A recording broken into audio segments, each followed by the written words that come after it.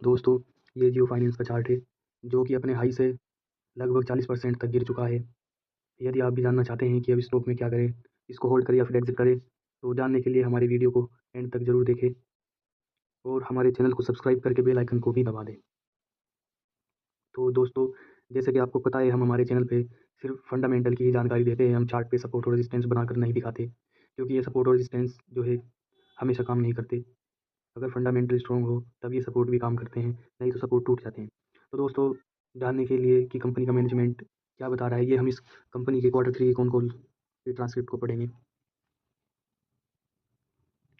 तो दोस्तों, ये जियो फाइनेंशियल सर्विसेज Q3 FY26 की अर्निंग कॉन कॉल्स की ट्रांसक्रिप्ट है, जिसको मैंने AI की मदद से हिंदी में कन्वर्ट कर लिया है।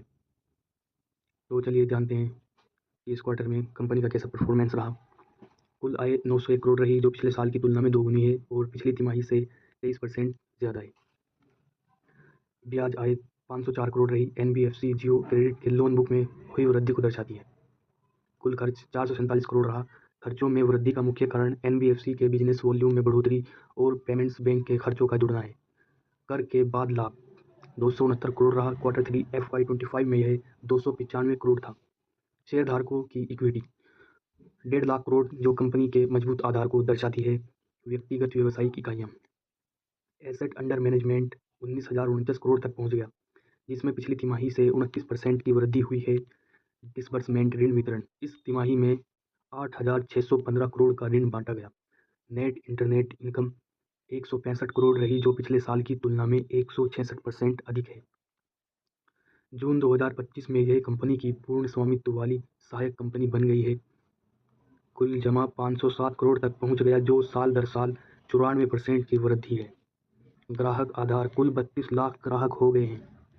Network, business corporate business correspondent network 2,87,000 touch points तक बढ़ गया है। लेन देन की मात्रा 16,315 करोड़ रही, जिसमें 20% की त्रैमासिक वृद्धि देखी गई।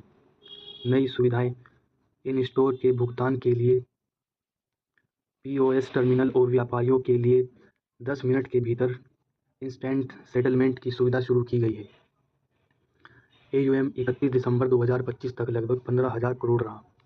1 मिलियन से अधिक रिटेल ग्राहकों ने AMC पर भरोसा जताया है। धन प्रबंधन और ब्रोकिंग बिजनेस के लिए वरिष्ठ टीमों की नियुक्ति कर ली गई है। कंपनी अब मोटर, स्वास्थ्य और जीवन बीमा में 73 प्लान ऑफर कर रही है। प्रीमियम कलेक्शन में पिछली तिमाही के मुकाबले महत्वपूर्ण वृद्धि हुई है। भविष्य का दृष्टिकोण और AI, कंपनी के अधिकारियों मिस्टर हितेश सेठिया और मिस्टर विनायक पेरी ने बताया कि जियो फाइनेंस अब एक पिवोटल इन्फ्लेक्शन पॉइंट महत्वपूर्ण मोड़ पर है। कंपनी AI फर्स्ट दृष्टिकोण अपना रही है ताकि ग्राहकों को सरल, सुरक्षित और प्रासंगिक वित्तीय सेवाएं दी जा सकें। उनका लक्ष्य भारत में वित्तीय सेवाओं का लोकतंत्रीकरण करना है।